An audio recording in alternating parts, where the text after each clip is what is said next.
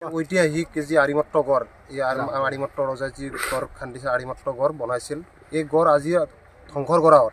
আপোনালোকে দেখিবলৈ পাইছে যোৱাকালি এছাম দুষ্ট চক্ৰই এই গড়টো খান্দি এটা লিড বনাই দিছে, পুৰা ৰাস্তা বনাই দিছে, যে গাড়ী যাব পৰা ৰাস্তা বনাই দিছে। এইবিলাক অতি শীঘ্ৰে বন্ধ হ'ব লাগে আৰু আমি চৰকাৰ প্ৰশাসনক আহ্বান জনাইছোঁ যেন এই গড়টো সংৰক্ষণৰ ব্যৱস্থা কৰি এটা পৰ্যটনস্থলী হিচাপে তেখেতসকলে যেন গঢ়ি তোলে। আমি তাৰ বাবে মধ্যমন্দিৰ আঞ্চলিক ছাত্ৰ সন্থাৰ পৰা আমি আহ্বান জনাইছোঁ। লগতে যি দুষ্ট চক্ৰই ইয়াতে গধুৰ যান বাহন আনি গড়টোক যথেষ্ট অনিষ্ট সাধন কৰিছে, তেখেতসকলকো আমি আহ্বান জনাইছোঁ যেন তেখেতসকলে এইবোৰ বন্ধ কৰি যেন গড়টো সংৰক্ষণ হৈ থকাৰ ব্যৱস্থা গ্ৰহণ কৰে। আমি অলপ দিন আগতে আমি ইয়াতে যথেষ্ট সংখ্যক গছপুলি ৰোপণ কৰিছিলোঁ, কিন্তু আপোনালোকক অতি দুখেৰে জনাওঁ সেই গছপুলিসমূহ কিছু দুষ্ট চক্ৰই ইয়াৰ পৰা উঠাই দিছে। তাৰে পিছতে 2 বছৰমান আগতে আমাৰ ইয়াতে আমাৰ স্থানীয় বিধায়ক ভৱেশ কলিতা ডাঙৰীয়া আহিছিল, আহি তেখেতে কৈছিল গড়টো সংৰক্ষণৰ ব্যৱস্থা কৰা হ'ব বুলি, কিন্তু আমি কোনো ধৰণৰ কাম দেখা নাপালোঁ। আমি কথাখিনি শুনা পালোঁ, কিন্তু কামৰ আমি একো দেখা নাপালোঁ। ইয়াতে একো নহ'ল। পৰ্যটনস্থলী হিচাপে যি গঢ়ি তোলা যি অৱকাশ আছিল সেই একো আমি পৰিলক্ষিত নহ'ল। আমি আজি আপোনালোকৰ যোগেদি আমি জনাব বিচাৰিছোঁ এই দুষ্ট চক্ৰ এইবিলাক যে কাম কৰি থাকে, চৰকাৰ প্ৰশাসনে যেন ব্যৱস্থা গ্ৰহণ কৰে। যদি ব্যৱস্থা গ্ৰহণ নকৰে পৰৱৰ্তী সময়ত আৰু নতুনকৈ বেলেগ কৰাৰ কাৰণে সুবিধা গ্ৰহণ কৰিব। তো আমি আজি আপোনালোকৰ যোগেদি আহ্বান জনাইছোঁ যেন চৰকাৰ প্ৰশাসনে এই গড়টোৰ ওপৰত ব্যৱস্থা গ্ৰহণ কৰি তেখেতসকলে যেন গড়টো সুৰক্ষিত কৰি ৰাখে। যোৱাকালি ঘটনা মানে এনেকুৱা হ'ল, দিনত মানে এই আৰিমাত্ৰ গড়ত ওপৰেদি এটা ৰাস্তা মানে গাড়ী যোৱাৰ কাৰণে ৰাস্তা এটা খান্দিছে।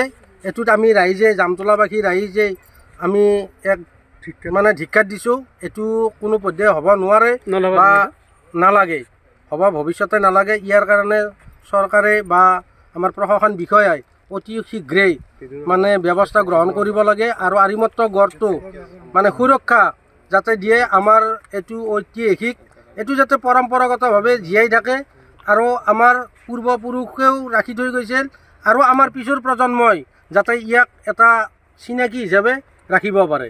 ঐতিহাসিক যে আৰিমাত্ৰ গড় এই আৰিমাত্ৰ ৰজাই যি গড় খান্দিছে আৰিমাত্ৰ গড় বনাইছিল এই গড় আজি ধ্বংসৰ কৰা হ'ল। আপোনালোকে দেখিবলৈ পাইছে যোৱাকালি এছাম দুষ্ট চক্ৰই এই গড়টো খান্দি এটা লিড বনাই দিছে, পুৰা ৰাস্তা বনাই দিছে, যে গাড়ী যাব পৰা ৰাস্তা বনাই দিছে।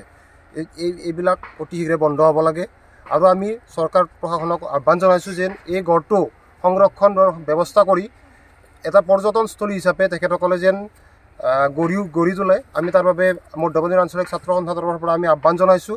লগতে যি দুষ্ট চক্ৰই ইয়াতে গধুৰ যান বাহন আনি গড়টোক যথেষ্ট অনিষ্ট সাধন কৰিছে, তেখেতসকলকো আমি আহ্বান জনাইছোঁ যেন তেখেতসকলে এইবোৰ বন্ধ কৰি যেন গড়টো সংৰক্ষণ হৈ থকাৰ ব্যৱস্থা গ্ৰহণ কৰে। আমি অলপ দিন আগতে আমি ইয়াতে যথেষ্ট সংখ্যক গছপুলি ৰোপণ কৰিছিলোঁ, কিন্তু আপোনালোকক অতি দুখেৰে জনাওঁ সেই গছপুলিসমূহ কিছু দুষ্ট চক্ৰই ইয়াৰ পৰা উঠাই দিছে। তাৰে পিছতে 2 বছৰমান আগতে আমাৰ ইয়াতে আমাৰ স্থানীয় বিধায়ক ভৱেশ কলিতা ডাঙৰীয়া আহিছিল, আহি তেখেতে কৈছিল গড়টো সংৰক্ষণৰ ব্যৱস্থা কৰা হ'ব বুলি, কিন্তু আমি কোনো ধৰণৰ কাম দেখা নাপালোঁ। আমি কথাখিনি শুনা পালোঁ, কিন্তু কামৰ আমি একো দেখা নাপালোঁ। ইয়াতে একো নহ'ল। পৰ্যটনস্থলী হিচাপে যি গঢ়ি তোলা যি অৱকাশ আছিল সেই একো আমি পৰিলক্ষিত নহ'ল।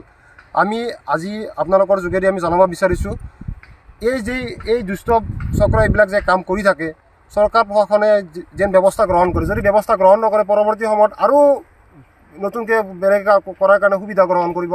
তো আমি আজি আপোনালোকৰ যোগেদি আহ্বান জনাইছোঁ যেন চৰকাৰ প্ৰশাসনে এই গড়টোৰ ওপৰত ব্যৱস্থা গ্ৰহণ কৰি তেখেতসকলে যেন গড়টো সুৰক্ষিত কৰি ৰাখে।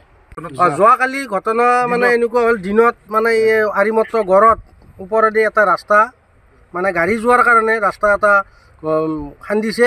এইটোত আমি ৰাইজে জামতলাবাসী ৰাইজে আমি এক মানে ধিক্কাৰ দিছোঁ। এইটো কোনো পধ্যে হ'ব নোৱাৰে বা নালাগে, হ'ব ভৱিষ্যতে নালাগে। ইয়াৰ কাৰণে চৰকাৰে বা আমাৰ প্ৰশাসন বিষয়াই অতি শীঘ্ৰেই মানে ব্যৱস্থা গ্ৰহণ কৰিব লাগে আৰু আৰিমাত্ৰ গড়টো মানে সুৰক্ষা যাতে দিয়ে। আমাৰ এইটো ঐতিহাসিক, এইটো যাতে পৰম্পৰাগতভাৱে জীয়াই থাকে আৰু আমাৰ পূৰ্বপুৰুষেও ৰাখি থৈ গৈছিল আৰু আমাৰ পিছৰ প্ৰজন্মই যাতে ইয়াক এটা চিনাকি হিচাপে ৰাখিব পাৰে।